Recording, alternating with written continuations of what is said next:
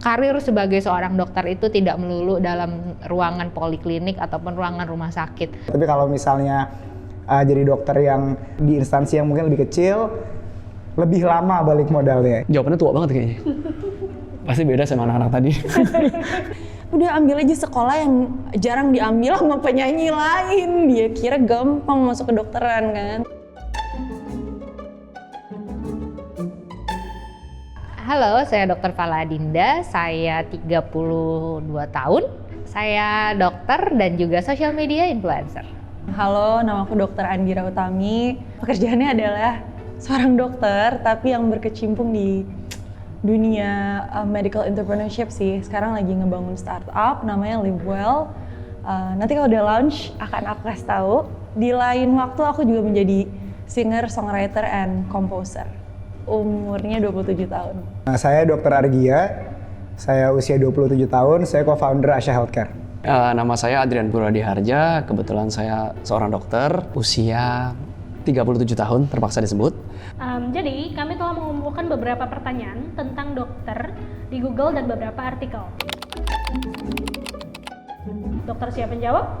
Siap. Siap. Semoga. Siap. Berapa gaji dokter dalam sebulan? Apakah balik modal dengan waktu dan biaya kuliah yang dikeluarkan? Mampus lo. Pada saat awal-awal, enggak. Balik modal enggak sih kayaknya. Kalau dokter umum itu, Aduh, gue jujur-jujuran aja ya, gaji dokter tuh, ya. Uang, baru tadi saya cerita, uang prakteknya sama buat bayar parkir di luar kurang lebih sama. It depends on sebagai dokter apa kalian bekerja.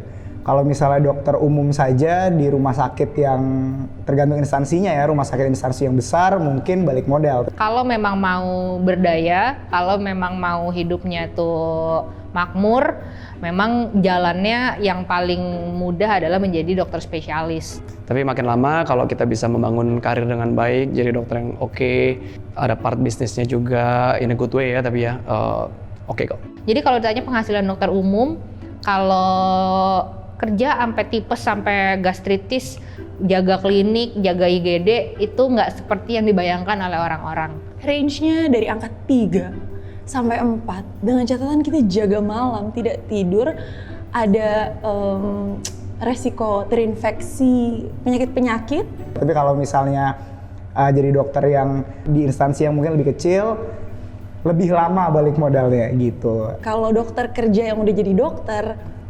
8 juta tuh katanya udah seneng banget.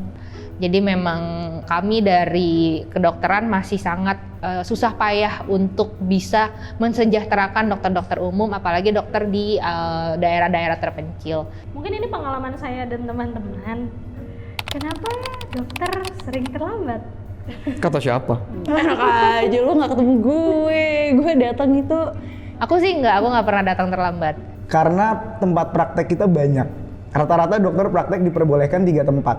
Dan kadang-kadang kalau dokter yang sangat sibuk, biasa memang kejadian-kejadian emergensi atau operasi yang nggak bisa ditinggal, itu kadang-kadang memang bikin dokter jadi terlambat. Aku orang yang sangat menghargai waktu, dan aku tahu bahwa ketika aku bekerja aku berdasarkan jam, jadi working hour sistemnya. Kalau IGD kita standby, say. Kita nggak mungkin telat.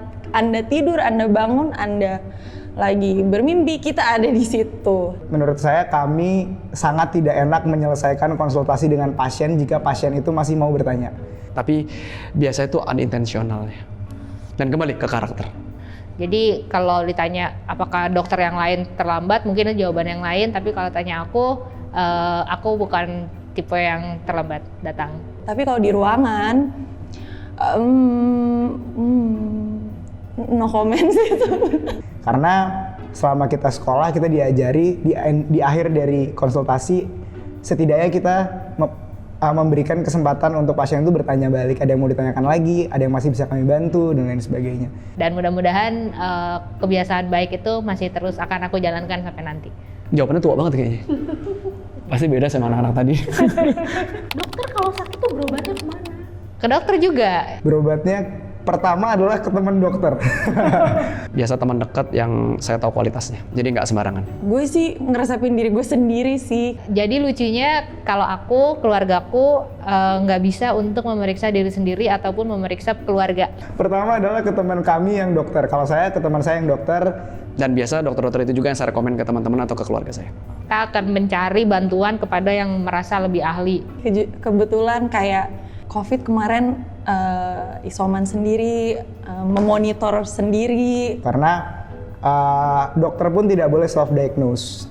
Jadi nggak sembarangan, bukan karena nama itu terkenal saya berani rekomen, nggak. Tapi saya lebih ke arah, saya tahu secara personal, saya tahu secara etika, saya tahu secara keilmuan baik, baru saya berani bawa keluarga saya dan diri saya berobat ke situ.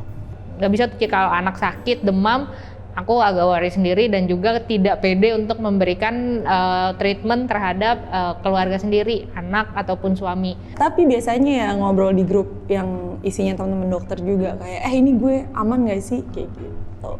Kalau ke teman dokter konsultasinya bayar nggak? Seringnya sih digratisin ya. Kenapa mau jadi dokter? Padahal sekolahnya tuh susah dan lama. Kata siapa mau jadi dokter? Jujur keinginan sendiri. Ketika kecil terinspirasi oleh sosok dokter yang sering seliweran di depan mata. Gue nggak mencari jawaban keren, tapi intinya dulu itu sebelum jadi dokter udah jadi penyanyi dulu kan. Keluarga ingin ada anaknya jadi dokter, kakek ingin cucunya jadi dokter dan lain-lain. Dan kebetulan waktu itu saya sendiri nggak punya passion tertentu di sesuatu bidang.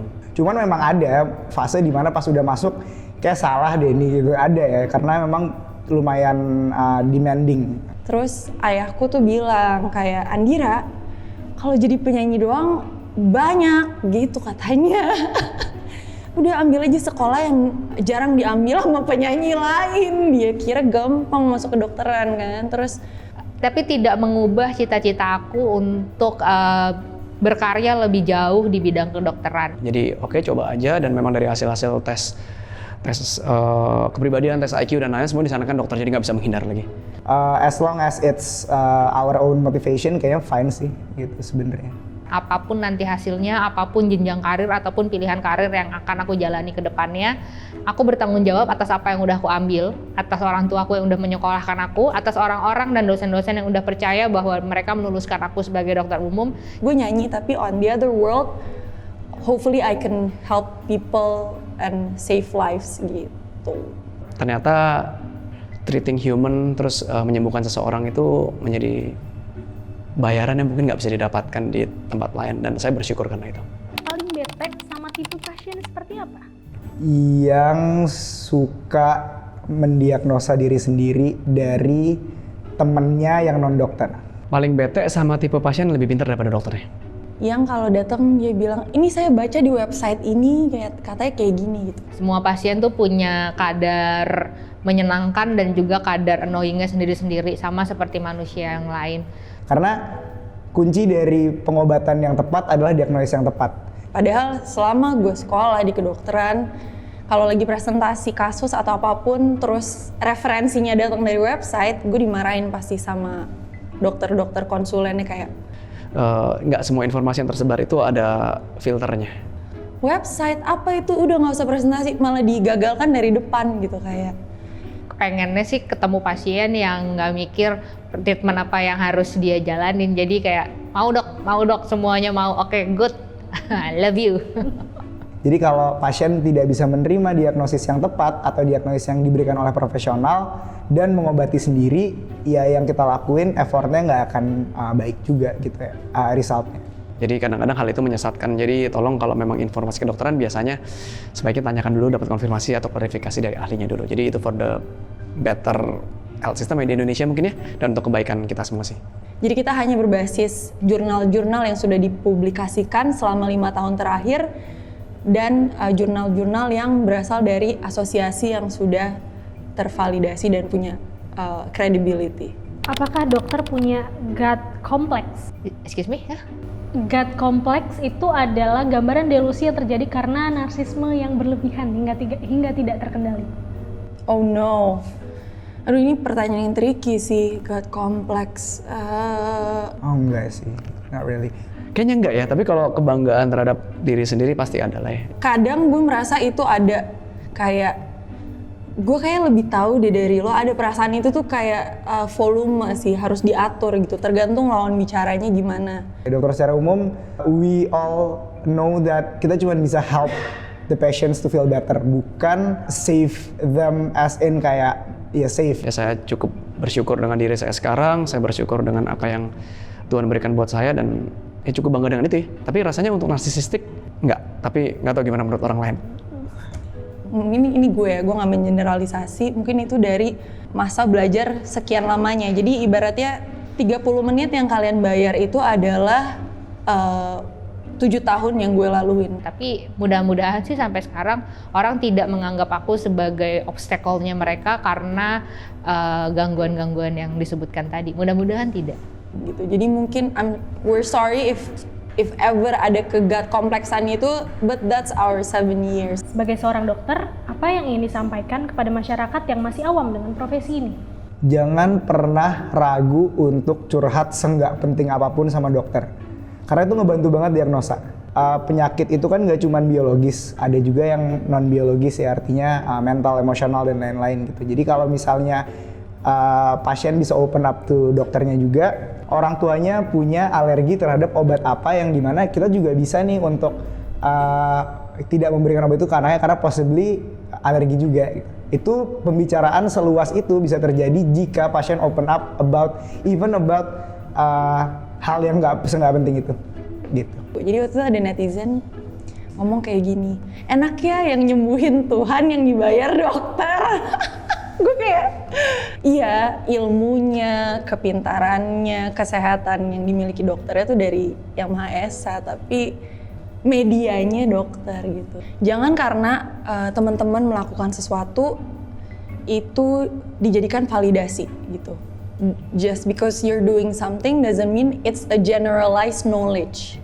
Jangan tunggu sakit untuk ngobrol sama dokter, karena kita nggak mesti ketemu orang sakit doang gitu. If you're healthy, terus lo mau konsultasi sama gue tentang hal-hal yang, ya pokoknya deh jangan tunggu sakit untuk ketemu dokter. Jadi hal-hal yang sifatnya preventif juga harus mulai digaungkan gitu.